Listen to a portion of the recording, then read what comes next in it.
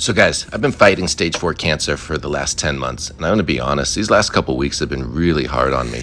I don't feel like the cancer itself is beating me, but man, the side effects from the treatment have been really rough. So everything from the fatigue, joint pain, I get some rashes, there's just different things that have just really been catching up with me, and I've been taking it easy because I'm not working right now, and that probably has a lot to do with it. I'm not moving around a lot, so it's time to start moving, change kind of my habits, get out and do some daily walks, and of course I'm going to try to keep cooking my videos, but sometimes I don't, and tonight I didn't feel like cooking at all, so I went ahead and ordered some DoorDash. I got these beautiful tacos from a local taqueria. They totally hit the spot, made me feel a little bit better. So I'm going to go ahead and just order some takeout if I don't feel like cooking, take care of myself. Guys, listen to your body, do what's good.